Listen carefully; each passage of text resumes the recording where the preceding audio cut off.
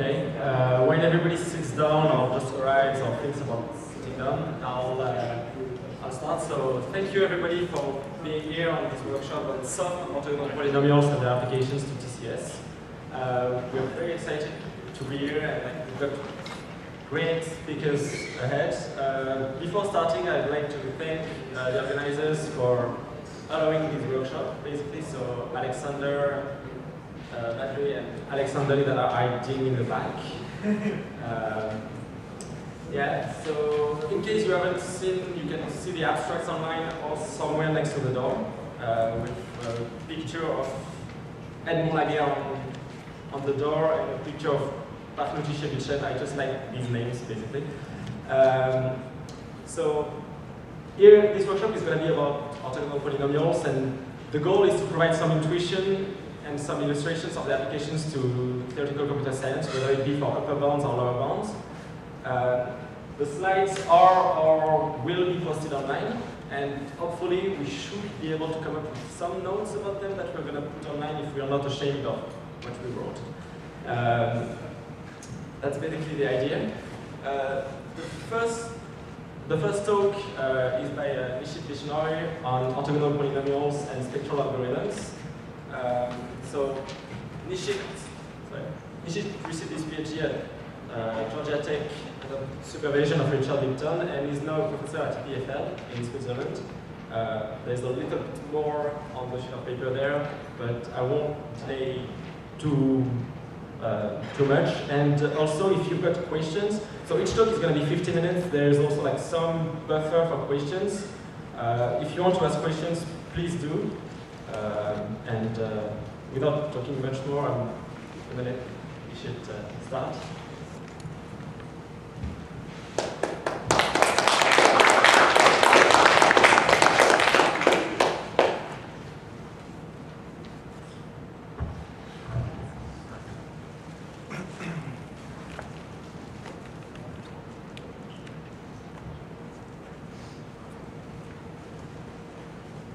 Okay, so thanks to the organizers for inviting me to give this talk and organizing what looks like a really nice workshop. The topic of this talk is orthogonal polynomials and spectral algorithms. So I guess many of you here are familiar with vectors and what orthogonality means and how vectors have influenced design of algorithms. In today's talk, and more so in future lectures, in this workshop, we are going to see how different notions of orthogonality that we can define for polynomials lead to really nice results in theoretical computer science. Of course, this is a very broad and growing spectrum of applications we cannot cover. So this talk will give you some illustrations as to how orthogonal polynomials can be used as tools to design spectral algorithms. So without further ado, let's start with defining what are the main subjects that we would like to study. So we are given two polynomials, let's say P and Q. These are univariate polynomials. And since we are going to talk about orthogonality and polynomials are functions from reals to reals, we need a measure and that is specified to us in terms of this function or this object mu. And once we have this measure mu, we think of it as a function from some interval to non-negative reals. You can define a notion of orthogonality, which is two polynomials are said to be orthogonal with respect to this measure if their inner product over the reals, which is just this integral, is 0.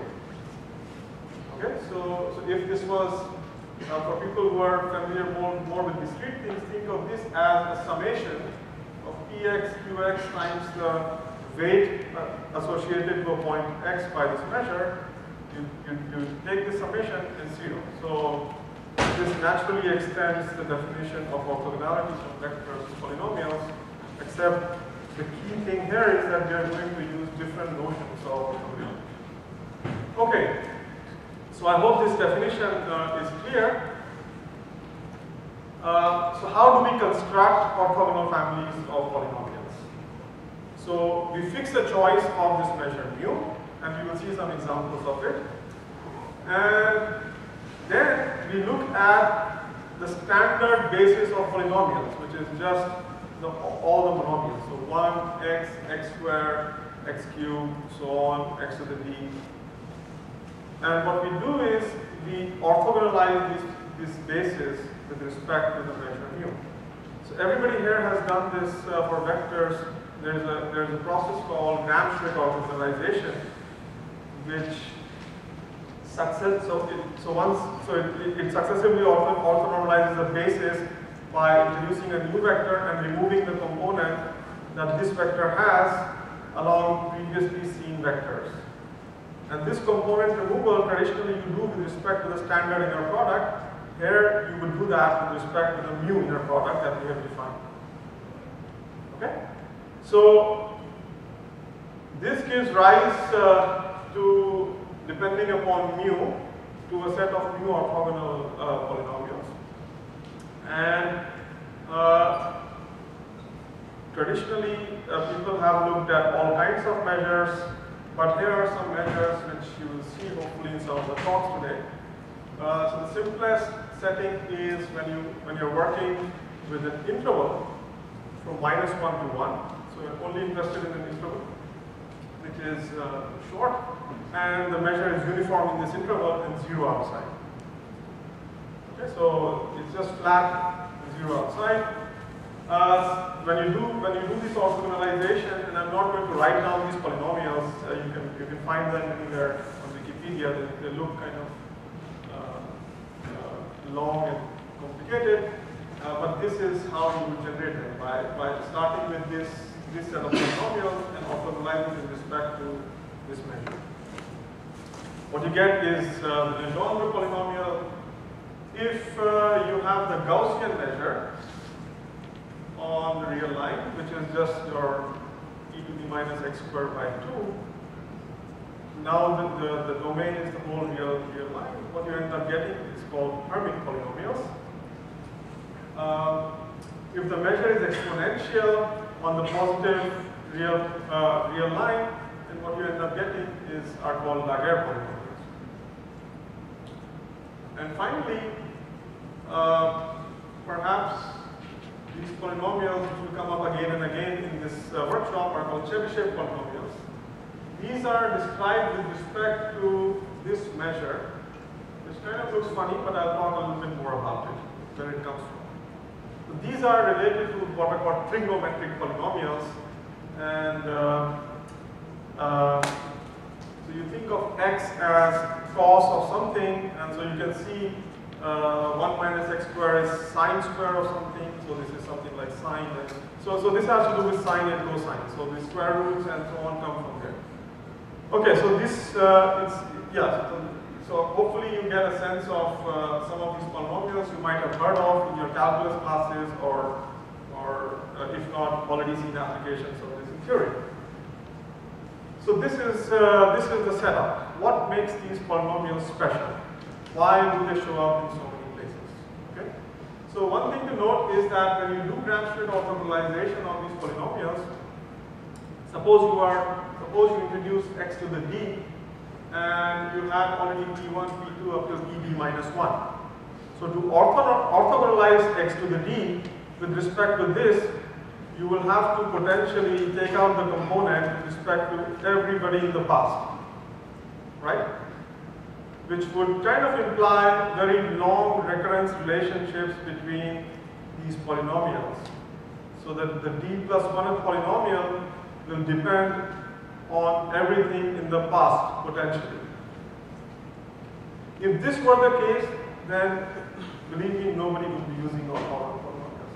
One of the striking properties of these polynomials is the following: that they always satisfy a 3-term recurrence relation. Okay?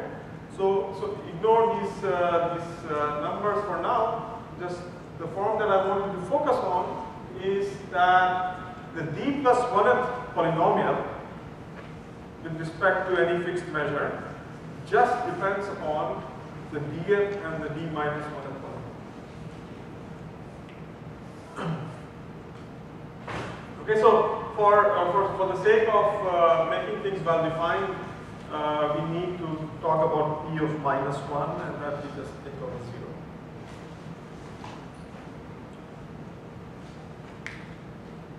So this is where we'll see a sketch of proof of this, and we will see this is where they derive their power from, and we will see an application of this at the top. So the proof is the following, and this works for any family of new orthogonal polynomials. So notice that you have this PD plus 1, just pull out x PD to the left hand side, and this is the quantity that we want to look at. And let's work in the world of monic polynomials. So monic polynomials are polynomials which have the leading coefficient just 1. Okay? So when I have a polynomial PD plus 1, which is a monic orthogonal polynomial, and PD, which also has a leading coefficient 1, when I subtract these two polynomials, I remove the component corresponding to degree d plus 1. So the leading term in PD plus 1 is x to the d plus 1. The leading term in PD is x to the d. When I look at their difference, because I'm multiplying by x, I remove the degree d plus 1 term. The polynomial becomes a degree d polynomial. So one of the properties which follows from Gram-Schmidt orthogonalization is that the set of orthogonal polynomials form a basis for all polynomials.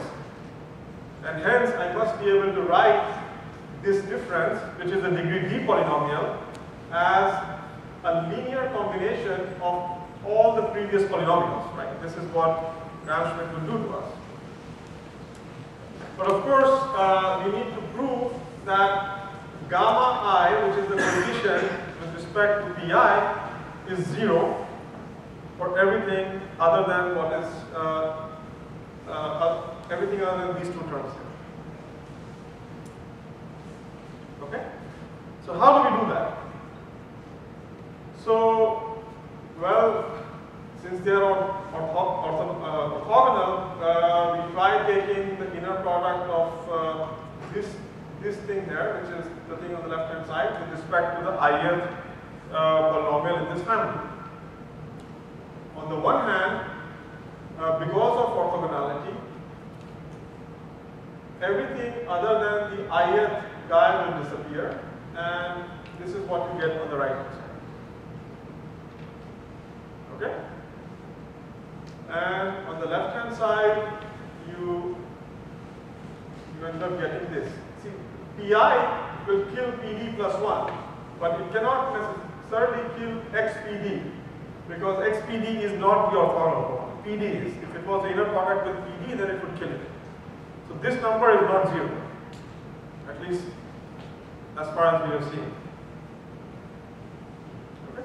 So what I'm saying is that when you multiply pi with this, pi multiplied with this becomes 0, because they form an orthonormal family, but this remains. So we need to prove, if we believe in this, that this quantity is 0. Okay? And this is a simple observation. Basically, we move x from this side to this side. This is an inner product. If you write it down, you can just move x from the left hand side to the right hand side.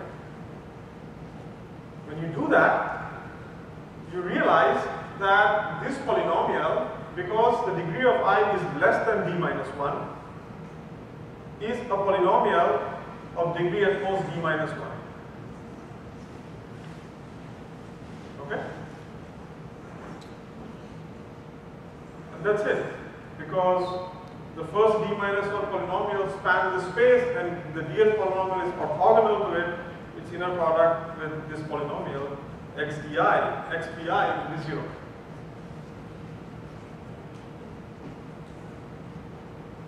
So if you have to take one thing from this talk, this should be it. The rest will be probably more technical and more high level. But this I wanted everybody to see. I think this is really beautiful, and this is why these polynomials have been very useful. So So now that you have seen this, you see how things work. I mean, you can play around a little bit more and derive really interesting corollaries, which make them even more powerful. So one of the corollaries that you get from pretty much straightforwardly from this three-term recurrence, which when you write in the matrix form, you end up getting a tri-diagonal symmetric matrix, and the roots of these polynomials correspond to roots of a tri-diagonal symmetric matrix, and hence all the roots of these polynomials end up being real. This is not obvious from the definitions. The roots of such polynomials could be in principle complex, but because of these properties, they end up being real, and I would encourage you to do it as an exercise. They are distinct, they all lie in the same interval in which they are supposed to, in which the measure lies in, and they even have these very nice properties about interlacing. So interlacing is something which has recently become very popular as a way to prove many results, existence results, following the work of Marcus Friedman and Srivastava. And roughly what this thing means is that if you plot the roots of the df and the d plus 1f, they alternate. So in every interval of the roots of PD, you will find one root of PD plus 1. So all these non-trivial properties you start getting because of orthogonality, and orthogonality is some kind of an optimization in build. So these are very nice results. Okay, so what are let me list down a few applications in theory of some of the polynomials. So if I look at these Hermite polynomials, which if you recall correspond to the Gaussian measure, what you end up getting are, understanding of Hermite polynomials is crucial to the proofs of invariance principles of Mosel, O'Donnell, and Olishkiewicz, which have had a tremendous impact in the theory of hardness of approximation. So something quite significant. Then, if you look at the Gaussian, if you look at the exponential measure, the polynomials that you end up getting are called Laguerre polynomials, and these are really why the results of Babson, Spielman, Srivastava, and more recently Marcus hold. Okay, so at the core, their sparsifiers derive properties from the Laguerre polynomials. Of course, I have, one could give a 2-hour talk on each of them, but I'll just give you a horizon. So there's also these polynomials called Chebyshev type 2 polynomials, where the measure is square root of 1 minus x squared, as opposed to 1 over that, which I had introduced in the first slide. And these polynomials are intimately connected to Ramanujan graphs and were extensively studied by Joel Friedman and also appear in the work of Dvorsky, Phillips, and Sarnak to construct Ramanujan graphs. So it turns out that when you want to do the right analysis for random walks, looking at powers of the adjacency matrix, that doesn't turn out to be the right strategy. What you want to look at is powers, or you want to count the number of non-backtracking random walks in a graph. So when you take a power of an adjacency matrix, you end up getting possibly loops, which you go to a vertex and come back, and this is what can never give you Ramanujan bounds. This is what Joel Friedman's work kind of highlights, that he introduced this non-backtracking random walks, and you can write the number of k non-backtracking random walks as Chebyshev polynomials in terms of the adjacency matrix. So this is really where you end up getting a 2d minus 1 bound. Again, something I cannot go too much into. Things here are quite simple. In this talk, we'll focus on Chebyshev polynomials of type 1. And these will show how they lead to spectral algorithms. In case you're wondering, this notion of orthogonal polynomials extends to multivariate polynomials and also to matrix polynomials. And yeah, come talk to me about any of these things after the talk or after the workshop.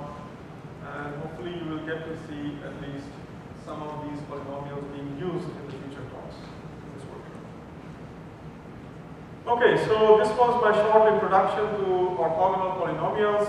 Hopefully you see that they are rich, they have been well studied, have names, difficult French names, so it must be at least 200 years old stuff. And in fact, once I went to a museum in Paris and I saw all these names written, so I guess, I let Clement introduce all of them. So, very classic stuff.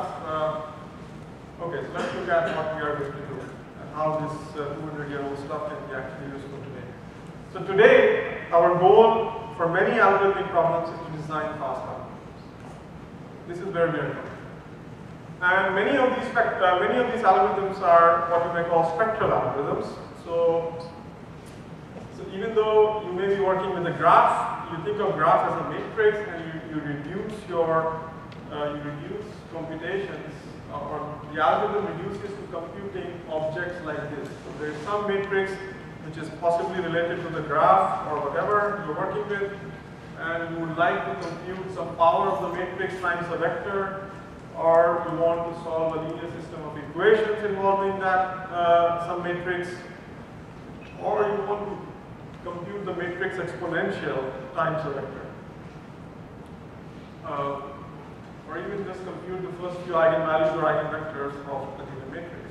So these are the kind of computational tasks which lie at the core of many of the fast algorithms which are being developed by many people, some of them in the room. So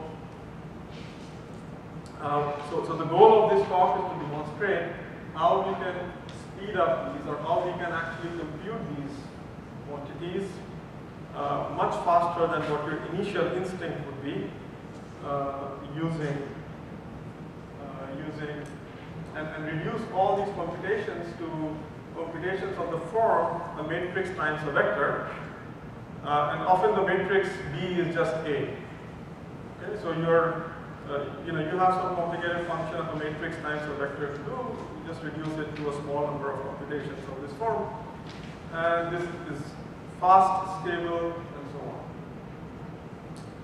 on. And the key, well, there is no polynomial here as of yet, and the key connection that will relate spectral algorithms to orthogonal polynomials will be this area, which is again 150 or so years old, called approximation theory. It's not to be confused with approximation algorithms. There's a different workshop going on in case you're in the wrong room. You still have the time to go back. Approximation theory is a very old area, and it borrows heavily from orthogonal polynomials. So you will see what is approximation theory. So here is a typical problem that you encounter. And you have some function. So let's look at a real function. So function defined from reals to reals, not necessarily a polynomial, and but it could be. And you're given some interval of interest where you would like to approximate this function by something which is simpler, hopefully. And one notion of simplicity is a polynomial. Polynomial is always simpler than something which you need lots of math symbols to write. So when we talk about approximation, we have to specify how we are measuring how good the approximation is. Now there is no consistency. There are various notions of approximation. You could say that you could compute the total area between these curves, or the differences rather, or you could take all kinds of measures. Here we work with the worst case measure, which is if this green line, which is the polynomial which is supposed to be approximating this function f, then what I would be interested in is knowing what is the maximum error throughout this interval that I'm interested in, that this polynomial attains. And this comes from our notion of worst case, which is you know, we want algorithms to work for all inputs, not just on average. But of course, you know, we still have to kind of understand in our context what is simplicity. What do I mean that I want a simple polynomial which approximates this function?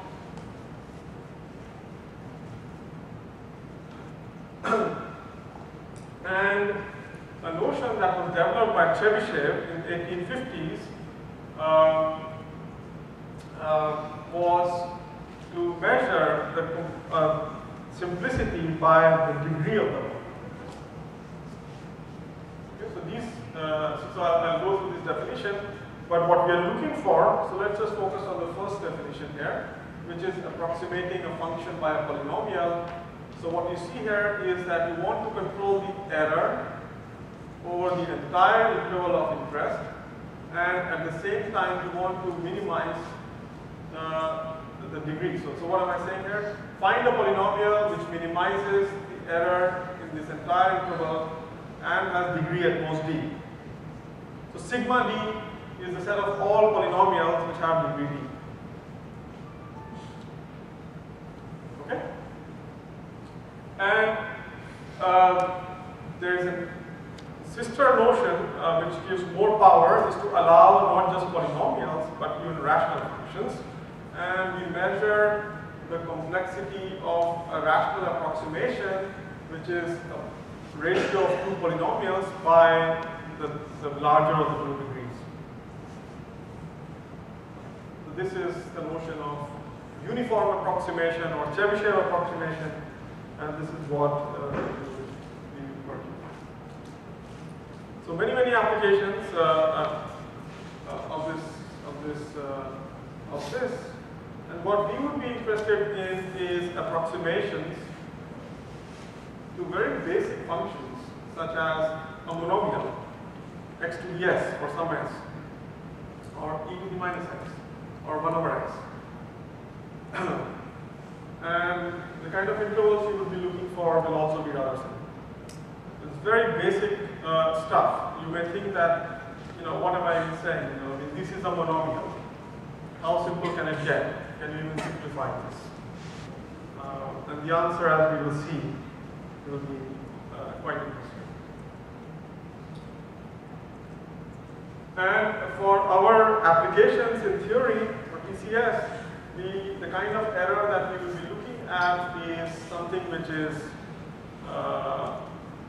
reasonable. So I'll define and make this precise as well. Okay, so is this, I hope this notion of uniform approximation is clear, and this is going to be crucial for us. So let's look at a simple example, which shows up, you know, which I'm pretty sure that almost everybody here has used or written a code at some point or the other. So you're given a matrix A, let's say it's symmetric, and you're also told that all eigenvalues of this matrix lie in the interval -1 to 1. And I give you a vector B and some integer s, positive integer. Think of it as a really large number. And your goal is to compute a to the s times b. So how would you do it? The straightforward way to do this would be to compute this would take you time, something which is proportional to m times s, where m, let's say, is the number of non-zero entries in the matrix. So this is the amount of time you need to multiply a matrix A with a vector B, and then you just do it repeatedly. Right? That's how you do it. As I said, think of S as large. Think of S as maybe n. If A is an n cross n matrix and you're looking at the nth power of it, then this gives you an algorithm which runs at time mn. So let me illustrate to you how we can use an approximation to this monomial. Hypothetically, at this point we don't know if such a thing exists.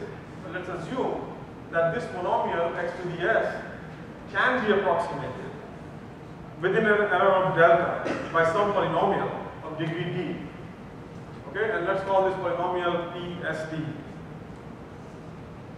And let's say this is these are the coefficients ai of this polynomial. So this is the result in the world of scalars. This is the result in the world of matrices. So what do? We do the natural thing. Our candidate approximation to this quantity here, a to the s times v, which you think of as a matrix monomial, then is just this matrix polynomial multiplied with the vector v. So all I have done is taken this polynomial PSD, replaced x by a, and that's it. Now you see why the measure of degree is an important measure for us, because the degree being small means that I do not have to compute too many of these a times v products, or matrix vector products, right? So this can be done if you are slightly smart in time m times d, roughly. Okay. So the question becomes, can we bring d down? So here, can we get d down? And that's one question. The other more fundamental question is, why, even though x to the s is approximated by this polynomial, why should this quantity here, which is actually a vector, be close to what we're looking at? And the answer of this question is actually kind of not so difficult. The point is that because we have assumed A is symmetric and all eigenvalues are in -1, 1, it's sufficient to plug in just the test vectors which correspond to the eigenvectors of matrix A. Okay? And that will give you,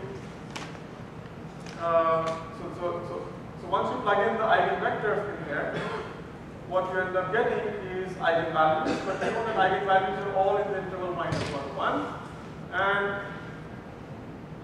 just from this approximation result, that this polynomial here is close to this polynomial for all values in -1, 1, we obtain that we obtain that this vector that we output is delta close to the vector that we would like to output. So think of v as a unit vector. So this is a simple, straightforward diagonalization argument. We reduce a matrix problem to a scalar problem and works for symmetric matrices.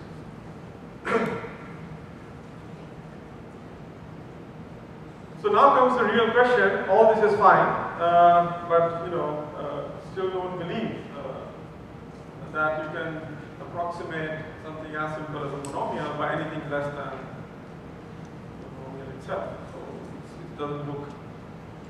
So how many people here think that it can be improved? For those who don't know the answer. And if so, to what? What do you think it can be improved to?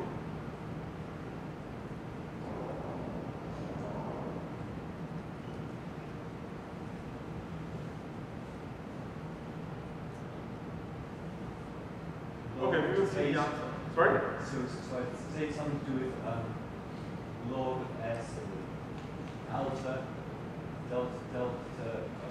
one over delta times log s, one over delta to some power times log s perhaps. So that would be very optimistic. Okay, all right, okay. But we are still barely out of Ali Dickerson's birthday celebration. One of the message was to be optimistic. I guess, so one thing I can show you is that the degree can be square root of s. I think it's fine to ignore this log 1 over delta, because delta, what we are looking for is something which is polynomial in n, 1 over polynomial in n, and so log 1 over delta is something logarithmic. And we don't pay so much attention to logarithmic terms. So here's a theorem that will prove that you can approximate the monomial in this interval minus 1, 1 up to an error of delta by a polynomial of degree root d times log 1 over 10.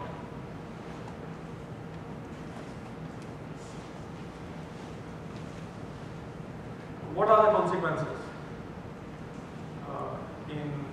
What are the obvious consequences, or maybe not so obvious consequences? So one of the obvious consequences is that if you think of the matrix A as a random walk matrix in a graph, then you can compute the distribution after time S in square root S steps, essentially. Perhaps a more non-trivial consequence is an analysis of this conjugate gradient method, which I cannot show you, but you can pretty much reduce the analysis of conjugate gradient to existence of such polynomials. And if you remember, conjugate gradient method is a method to solve a linear system of equations of the form Ax equal to B, where A is positive definite, and you can find an approximate solution to it in time which is proportional to square root of the condition number, as opposed to the condition number, which is what gradient is, the gradient method is. Question. Yeah.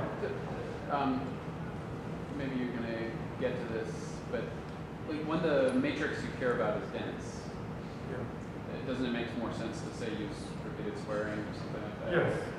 So density is not necessary. So what matters here is how much time it takes you to multiply a vector with a matrix. So even if the matrix is dense, for example, I could take a rank 1 matrix. So I have a vector and the matrix is just dv not close. Right? If you have the rank 1 representation. Yeah, if you have a rank 1 representation, then you can multiply. So this m in here is really the time it takes for you to multiply a matrix with a vector. That's the way to think about it. Yes, and so you're right that in some cases, if you don't have such a representation, repeated squaring and other things can be faster. But in many practical applications, including graph problems, data is sparse, and so this is a reasonable.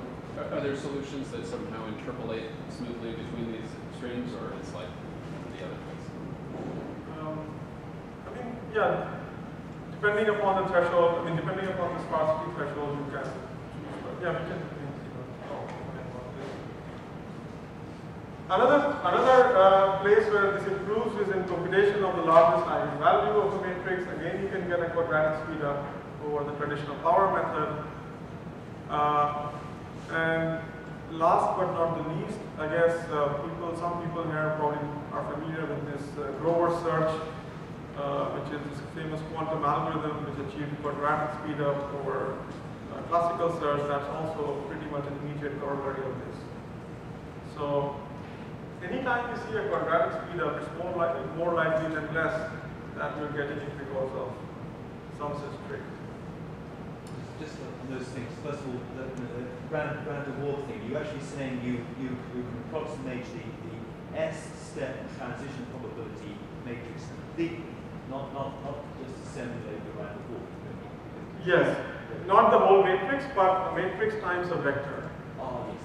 Okay. And then, so if you give me the starting distribution, I can tell you what the distribution after S time steps would be in time, which is something like square root S. Okay, and then in the conjugate gradient example, see if A has eigenvalues less than 1, A inverse B could be very big, because A inverse would have very large eigenvalues. That's right, yeah. Okay, these are some examples. There are many more. Let's now look at a proof of this. So this will be the last proof. So, but hopefully you will enjoy it. So the starting point here would be Chebyshev polynomial. So we did all this stuff about recurrences, so we must use it, and we're going to use it here. So Chebyshev polynomials, remember the type 1 Chebyshev polynomials are orthogonal with respect to this. 1 over, this is whatever it is. And since I proved this result that they satisfy a 3-term recurrence, it's not difficult to actually write down the 3-term recurrence. It's just a simple calculation. And this is the recurrence that you get. Okay? So I don't expect you to see this right away, but if you spend even 2 minutes in this, this is what you're going to get. Alternatively, I could even start by defining the polynomials like this and prove that they are orthogonal. So there are various ways to do it. So if I just rearrange this equality, the recurrence, I get this following very nice property of Chebyshev polynomials. So let's see what it's saying. It's saying that x times the dth Chebyshev polynomial is the average of d plus 1 and d minus 1.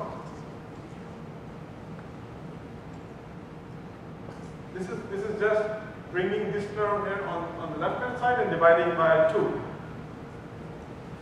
Okay? But this is a nice way to think about Chebyshev polynomials. Since I mentioned that these have something to do with trigonometric polynomials, here is another exercise which you can do. You can prove that the dth Chebyshev polynomial is really what you are going to get if you try to write cos of d theta as a polynomial in cos of theta. So we have all done this, right? So cos of 2 theta is 2 cos squared theta minus 1. And, you know, it's in high school we have worked out cos 3 theta, cos 4 theta, cos 5 theta.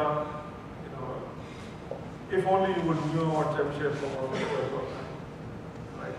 You could just use these recurrences. I wish I knew what polynomials at that time. Okay, it was a nightmare because we didn't know what we were doing, but we had to be good at it anyway. So what does this imply? This implies a very nice property of these polynomials, that they remain bounded in this interval because cos and sine cos are bounded by 1 and minus 1. Right? And we are really mapping the minus 1 interval to minus pi to pi. So we think of these polynomials as remaining bounded. They have many extremal properties, and this is okay. So let's see how we can use this very simple fact about Chebyshev polynomials that they satisfy this averaging property to prove or to construct an approximation to the monomial. So here it is. So the starting point is a random walk. Nothing to do with the random walk that we talked about. It's a simple random walk where imagine at every time step you toss a coin with probability half its head and probability half its tail. If it's head, you move to the right hand side, and if it's left, you move to the left hand side. If it's, yeah. And so you start at 0, and this random variable ds is how far you are from the origin after s time steps. And we all know this from basic Chernow bounds, that with high probability, you are not much more than square root s distance away from the origin. Right? In fact, with probability at most delta, you are no more than 2 times s times square root of 2s times log over delta distance away. This is Chernow bounds. So we will use this. We will use this probabilistic estimate to obtain our error mark. But before that, we are going to see how the recurrence that Chebyshev polynomial satisfies give us this interpretation, this probabilistic way to interpret this polynomial. So here is what this equation is saying. It's saying that toss these s coins and look at this random variable ds. ds is a number between minus s and s, and here I'm usually using tds to denote if t minus 3 is the same as t3. Okay? And I just output that polynomial wherever I am. So I do this random walk, wherever I am, I just look at that integer and output that Chebyshev polynomial. And the claim is that the expectation of this polynomial is exactly equal to x to the s. So I could also do this without any mention of probability, but you will see that this is probably more appealing. 10 minutes. Okay. So here is the two-line proof. So the proof is by induction on S. So we will assume that this is true for S, and we will try to prove it for S plus 1.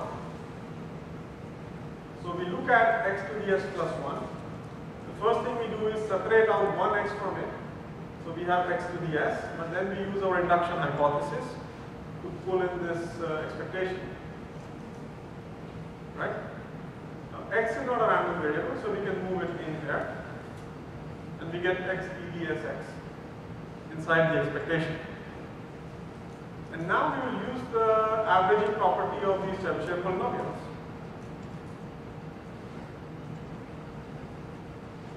Okay? That this is equal to half of Chebyshev polynomial ds plus 1 and ds minus 1. But that's exactly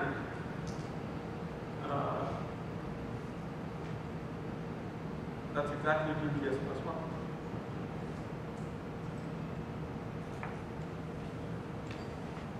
Right?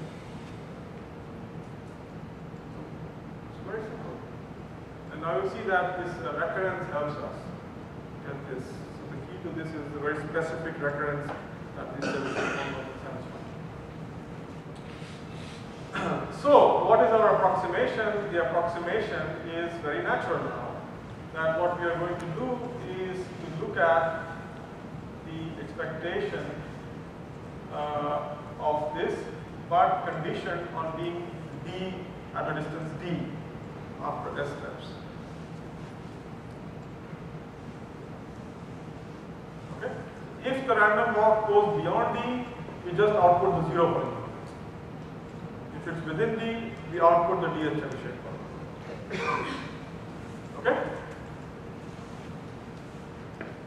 And now it's the direct corollary of this, that the error. So what is the error? So we want to control the error between ES minus x to the s over the entire interval minus 1, 1.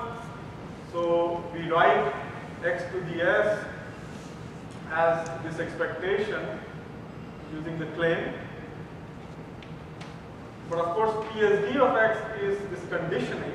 So the difference of these two is the reverse conditioning, which is when the distance becomes bigger than d. Right? But we know that outside of this polynomial remains bounded by 1. We just saw that these are trigonometric polynomials and they remain bounded. They remain always bounded in this interval minus 1, 1. So this term has pretty much no role to play. And what we are left with is what is the probability that the random form goes more than d distance away from the origin. And for that, for our choice of d is exactly that more term.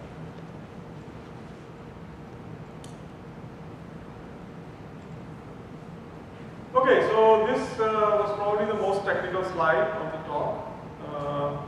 But this hopefully gives you an idea of how things are interconnected. We started off from trying to approximate a matrix function times a vector. We went to approximation theory. We used orthogonal polynomials and came back with a very nice approximation result, which has very general applicability. So in fact, do you in fact compute the expectation, or do we replace it by just evaluating the thing inside the expectation and say, well, it's now right? So there is no expectation. This is just a summation. Oh, I'm sorry. I thought it is an expectation, but yeah, but it is used as a proof technique. Ah, I see. Okay, so you're saying so if you want to, ESDX, you don't have to do this. Yeah. So your question, I think, is about how to actually compute this approximation. That's a good question, and that boils down to how big the coefficients of this polynomial can get. So since we are TCS people, we need to worry about these bit lengths and so on. And maybe I will say a few words about it. The bit lengths remain controlled, and at the end of the day, you can just open up this whole polynomial and compute the coefficients. So here is a general strategy. for doing things. So here's a general strategy for approximating anything that you would like. That suppose you want to approximate a function f of x, and keep in mind that you want to approximate some matrix function f of a for some symmetric matrix A. What you do is you first truncate. Okay, first do the obvious thing, which is what probably many of us are trained to do, is to write down the Taylor series approximation around the origin and truncate it out at some point. So do that. And then, suppose you end up getting something like this, then you can replace each of these monomials by this polynomial that I just described. So your eventual degree saving is square root. This strategy works very generally. Okay, you still have to work to show the error doesn't go unbounded and so on. So using this, you can prove the following result about the matrix exponential, which reduces to this exponential e to the minus x. That you can approximate e to the minus x in the interval 0 to b with a degree root b polynomial. So notice here something strange happens, that we want to approximate this quantity in an interval, and the approximation guarantee becomes worse and worse as the interval is getting bigger and bigger. Now this is natural, these are polynomials, eventually they go off to infinity. So you cannot hope that an e to the minus x goes to 0. Right? So you cannot hope that a polynomial will remain close to e to the minus x throughout the entire range that you would like. So you have to pay as the degree. Okay, so what does this imply? So this result, which is again just a simple corollary of what we just saw, immediately implies an algorithm to approximate this matrix exponential times a vector, or a positive semi-definite matrix, in time, which depends square root on the norm of it. And this is a very crucial primitive for solving semi-definite programs quickly. I don't know if many people here know, but there is this so-called matrix multiplicative update method introduced by many people, including Aurora and Kalin. And one of the things that they require crucially is to be able to compute the matrix exponential times a vector. So speeding up algorithms such as max cut algorithm of Bowman-Williams and so on, Williamson and so on, these can help. Another consequence of this was a result that we proved with Lorenzo Orecchia and Sushant Sachdeva, which gave us an algorithm which runs in time m over root gamma and solves this so-called balanced separator problem. And where gamma, I don't want to go too much into the description of the problem, but let me just tell you that to get this result, this form where you have a gamma versus root gamma, before it, there was a very non-trivial approach using evolving sets of Evolver-S, Anderson, and Chu. So we get it very simply by just this approximation. Okay, I'm not going to say much about these applications. The question becomes, how far can these polynomial approximations go? So is this, can we do better than square root s? The square root power. And the answer turns out to be no. We can prove lower bounds that there are no good polynomial approximations. You need square root s degree, and that's basically seems like the end of the world. In fact, I believe Justin in his next talk is going to explain to you why, and this relies on a theorem of Markov, not the Markov we know, but I think it's his other, right? Who was addressing some problem, I believe, who invented a binomial periodic table.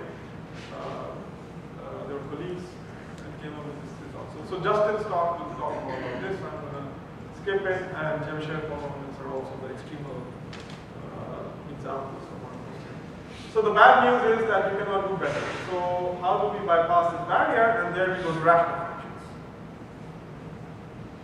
So for this exponential function, which is very important for semi-definite programming, we ask ourselves, can you approximate this function, maybe not with polynomials, but what about rational functions? So here comes a very surprising answer.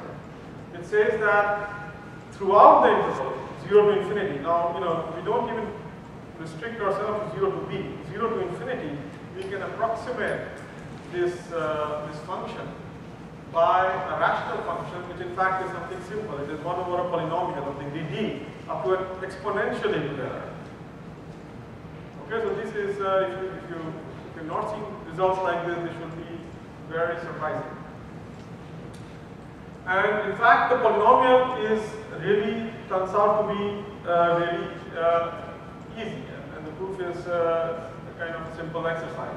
Once I tell you what the answer is, and the answer is the following, that you take the inverse of e to the minus x, so which is e to the x, you truncate it after degree d, and then you invert this thing.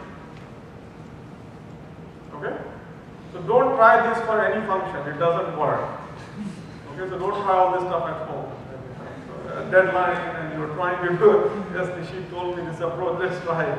It works, right? We don't understand why all this stuff works in terms of rational functions. Okay, but this works, and this is something that you can prove quite easily. I already pointed out that this approximation has no dependence on the interval length, and this gives you essentially a log degree rational function which can approximate e to the minus x. While this is nice, it raises, well, if you were to convert this approximation bound from the scalar world to the matrix world, now you would be required to solve this nasty looking problem, which is to compute the inverse of this matrix SPA. Okay? This is what you would be required to do if you want to go via this route. This looks completely insane. You are trying to solve a simple problem and we have encountered a more complicated problem. So how do we compute this? I mean, this cannot be done fast, right, from all we know, or all we used to know. So let's look at the roots of this polynomial. So we can factor this polynomial and we can look at the roots, and I can talk a lot about it, but not today. It turns out that often in our applications where we are using this technology anyway, the matrix A is a Laplacian. Okay?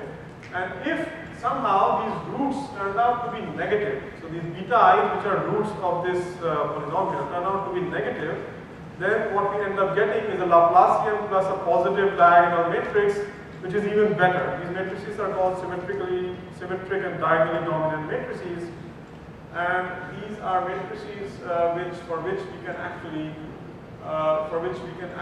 solve this inversion problem. We know that by these results of Spielmann and Klenk. So very quickly we can do that. Of course, this polynomial that I just wrote down on the previous slide does not have this property. Its roots are complex, quite nasty. So we need a new approximation for e to the minus x. And in an amazing result, Saar, Schoenhaus, and Varga in 1975 proved the existence of a rational function whose denominator, which in this case is just 1 plus x by d, is, as you can see, all roots are negative. So they constructed a rational approximation to e to the minus x, a low degree one, which has all negative real roots. Again, this seems very special about e to the minus x, but this works for us. Okay, and the proof of this, it may not be at all obvious from this picture here or this theorem. It actually uses at least two different orthogonal polynomials and their properties.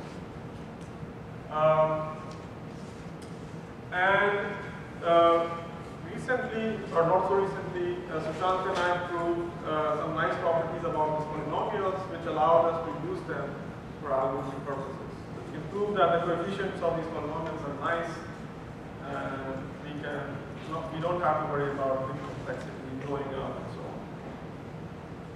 Okay, so as you see, that not only do orthogonal polynomials help you construct algorithms, they also help you analyze them. In this case, it's not at all clear here what and where the polynomials come in, the orthogonal polynomials should come in. Okay, so you may ask if, here's the summary of this work on matrix exponential. And using these results, with Lorenzo and Sujan, we gave the first near linear time algorithm for computing the matrix exponential. So remember in the previous one, we had a square root of the norm of A, now we have log dependence of the norm of A. So this led to various algorithms, and one of them was to get a near linear time algorithm for the so-called balance separator problem. We removed the gamma. Okay, so here is, I guess it's too late for me to tell you what NCB solvers are. So, we reduced the problem of computing matrix exponentials for Laplacians to Laplacian solvers. The next question that we wondered was, is it required? And the answer turns out to be yes. And this is another story which involves various results from classic analysis, including orthogonal polynomials, that you can reduce matrix inversion to exponentiation. If somehow you can solve the matrix exponential problem, you can construct linear solvers. And this is not restricted to Laplacian. This holds for any positive definite matrix. So this gives us a strategy to invert general positive definite matrices by trying to construct such approximations for matrix exponential. Okay, so let me just conclude in this last minute by saying that, okay, for applications in theoretical computer science, one notion of approximation that seems very useful is this uniform, or the worst case notion, and you see how this shows up. Taylor series, which might be your first instinct to approximate functions, may not be the best. At least you can just replace each monomial in the Taylor series by this approximation that you saw. Sometimes you don't even need to know the explicit polynomials. Sometimes it's just enough to know that there exist good polynomials to get good algorithms. And at the core of many of these results sit this large and beautiful theory of orthogonal polynomials. This workshop, I'm looking forward to more applications, and more generally, I hope that more of you will use orthogonal polynomials or keep it in mind designing fast algorithms or moving complexity bounds or moving learning results as Justin will talk about.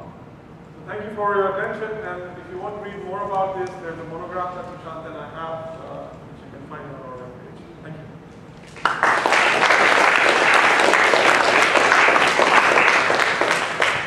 Thank you very much, Nishit. We've got time for maybe one quick question while the next speaker sets up.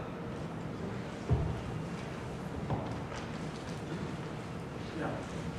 For the exponential, can you do you have some intuition why sort of it's better to use the Taylor approximation to the inverse and then invert it than to use the Taylor approximation to just even minus x, which itself converges pretty quickly normally? No, but we saw that even the minus x, if you truncate it as a polynomial, it will be a polynomial, and all polynomials eventually go to either plus infinity or minus infinity. Right? I see. All right. Okay. It's a finite degree polynomial, whereas even the minus x goes to 0. Whereas 1 over that. Right. Okay. Let's thank him again.